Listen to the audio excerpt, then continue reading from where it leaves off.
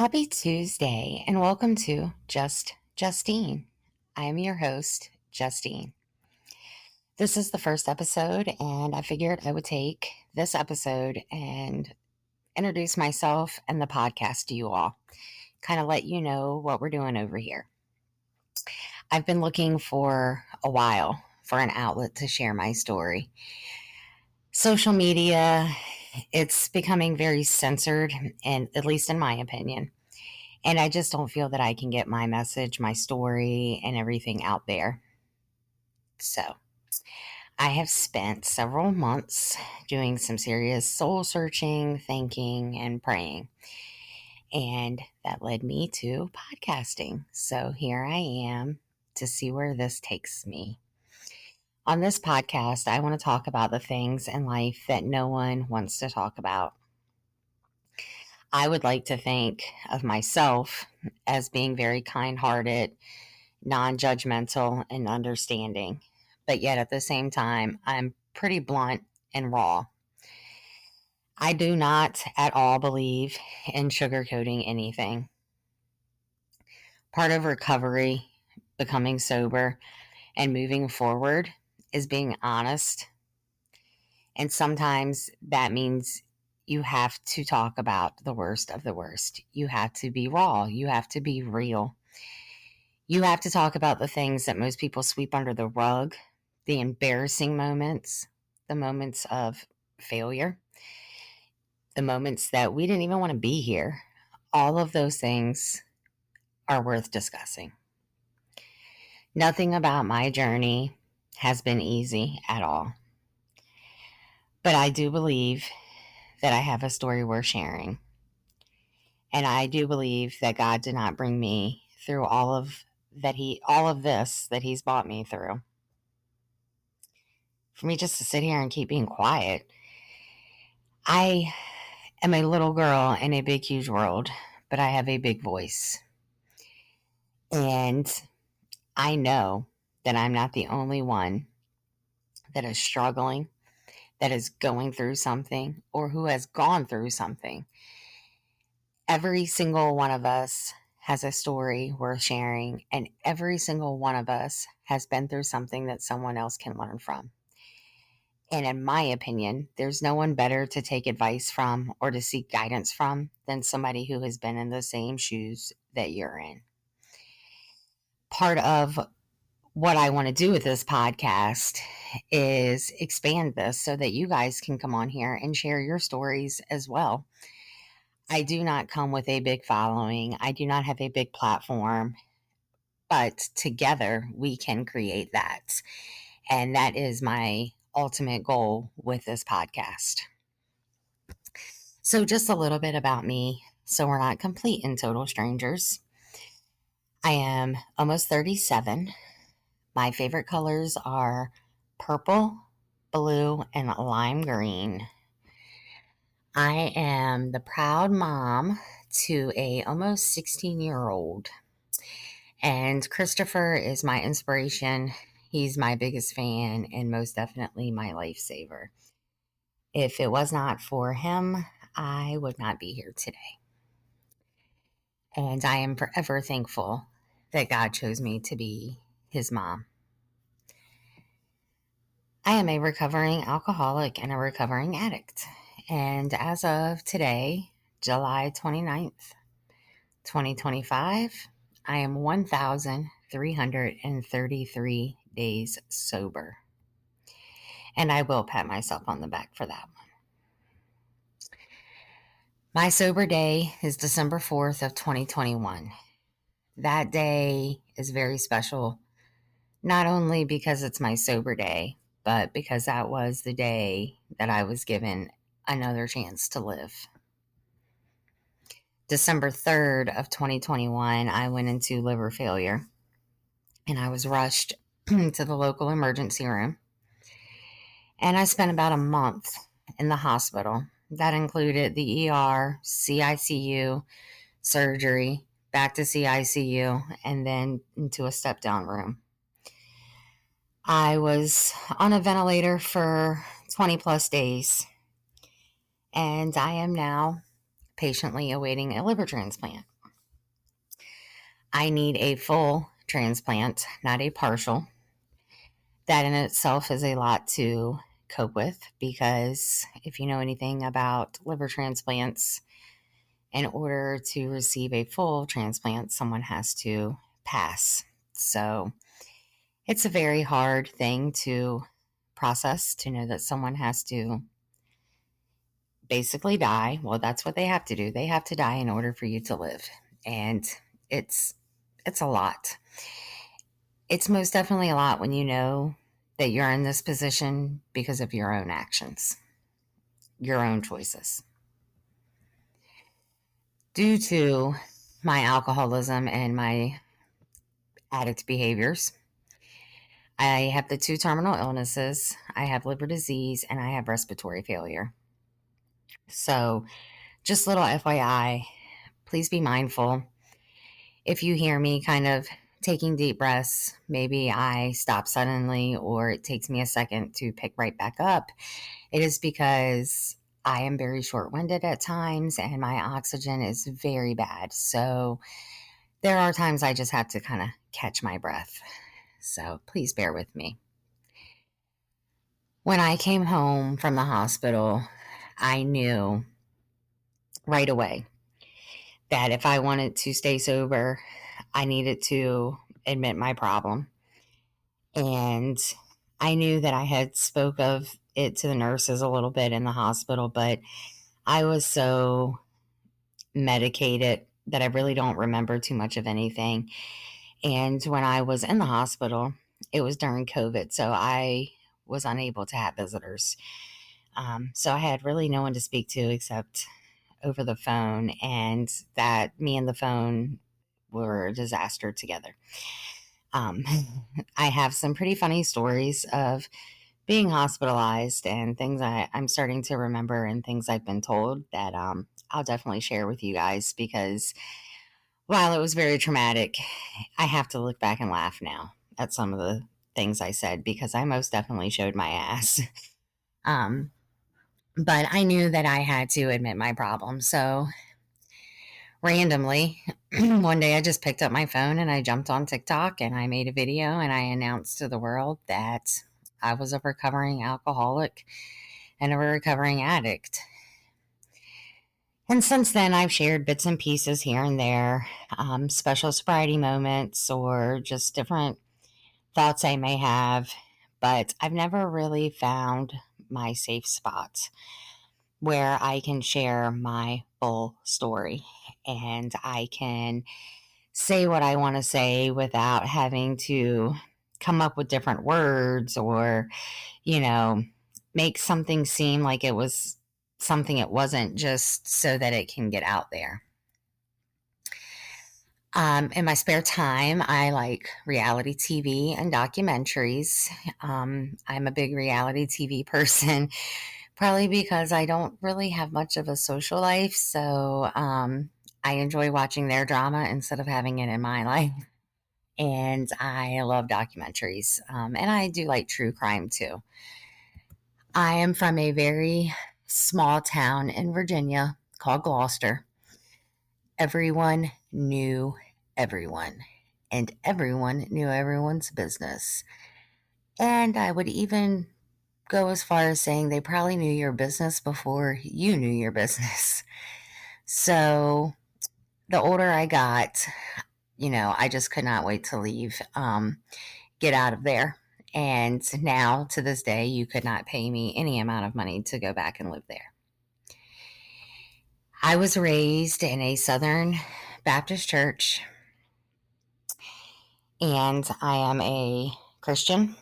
I believe in God and Jesus, but that church caused me some pretty severe church trauma, and that is something I would like to have a few episodes on, as well as hear other people's stories. I believe that is definitely a real thing now, and I would say that that trauma has definitely played a part in my relationship with God and how I view myself.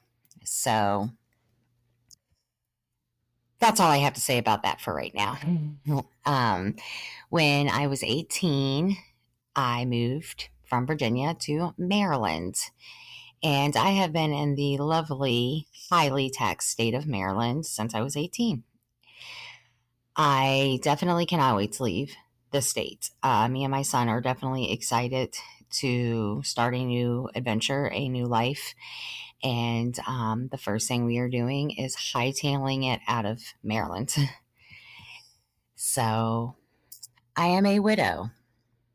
It has been a year and a few months since my spouse, partner, whatever you want to call him, since he had passed away. We were together for around 12 years. So, in my opinion, we were like husband and wife. I know some people don't like people to use those words unless they were legally married. So, that's why I say partner or spouse. His death was very, very unexpected. To be truthful, in all reality, we thought that something would happen to me because of my health problems way before anything happened to him. And while there was a significant age gap, I'm very sick and he was not. So his death was very, very unexpected. It was just a typical evening. We went to sleep, and around 4 a.m., I was awakened. He had a massive heart attack. When I looked into his eyes and I listened to the way he was breathing, I knew that he was gone. And I would say that is the worst day of my whole entire life, to be truthful. It is most definitely. And I replay the sounds. I see the images, all of it, all the time. And I am trying to grieve and get over all of that. And unfortunately, sometimes it takes time. And I, for the last year and a half, have been on the go and just trying to fix things and trying to start over, that I don't believe I've really had time to sit down and process certain things. I'm also hoping with this podcast that I can grieve. And if you are going through that, I know you understand. When he died,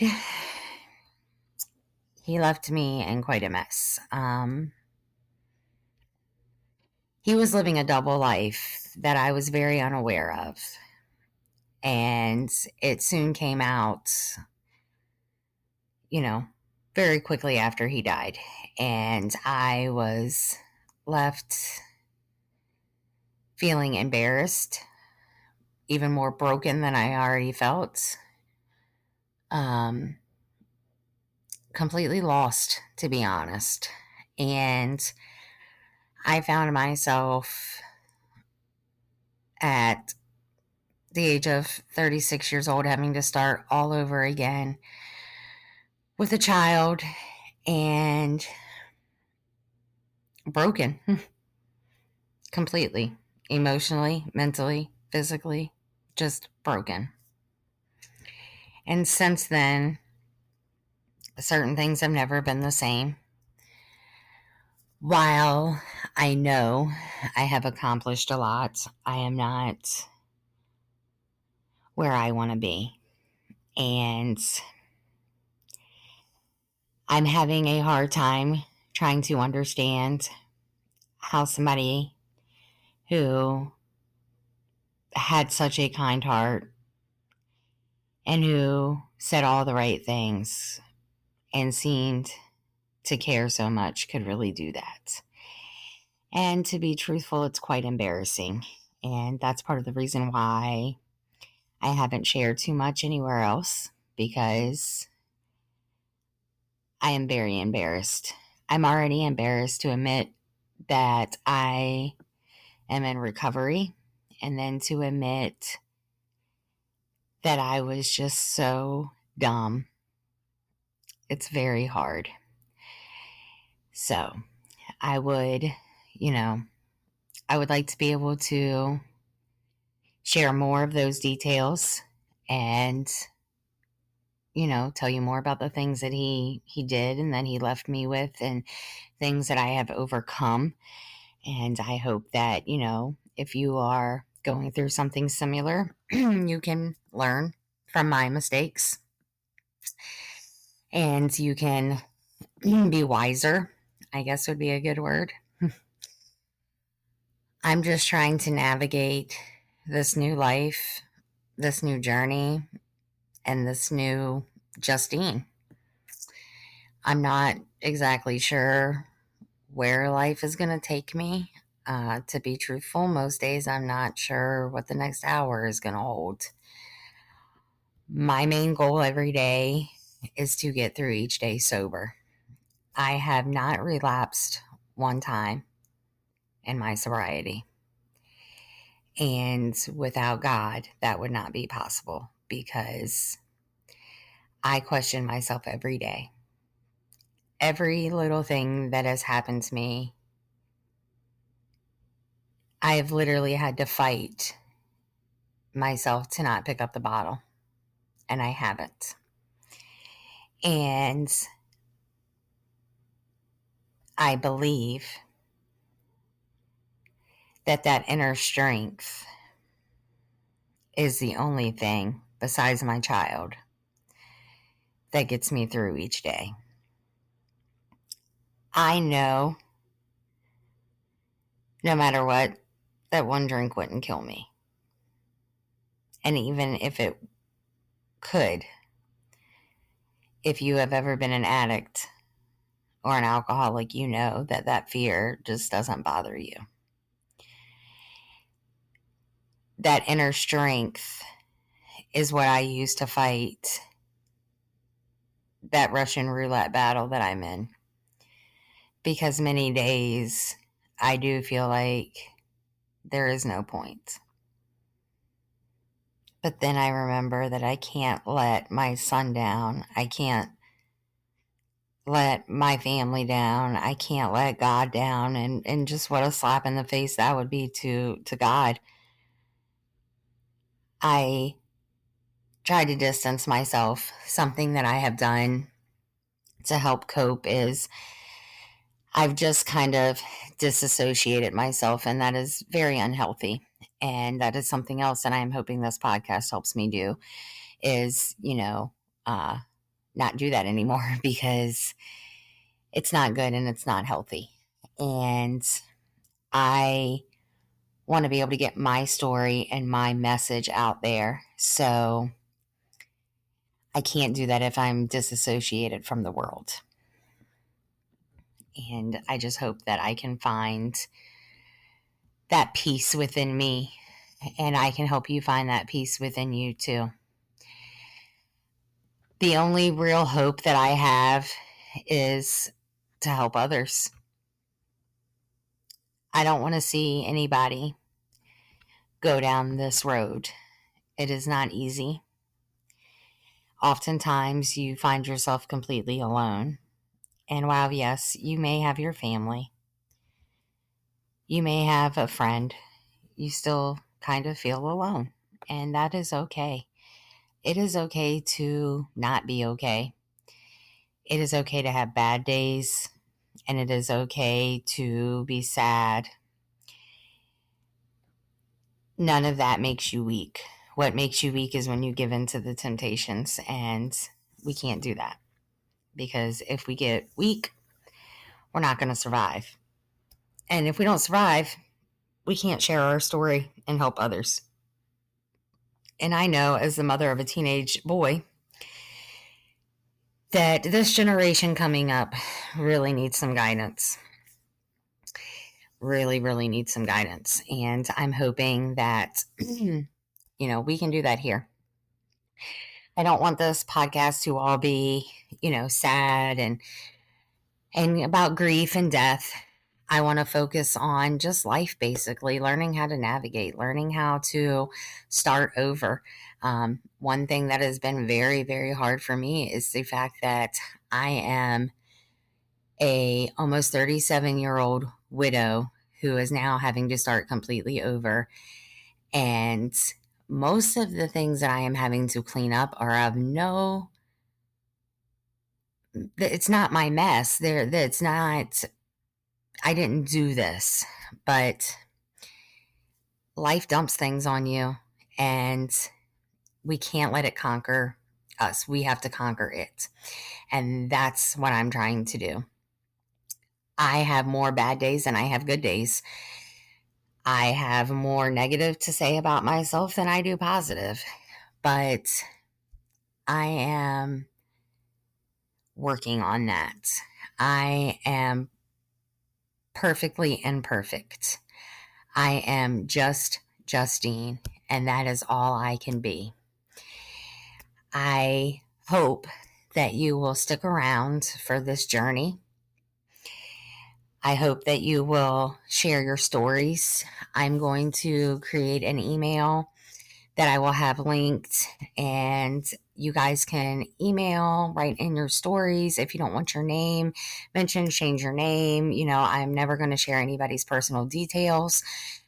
I will post on my socials.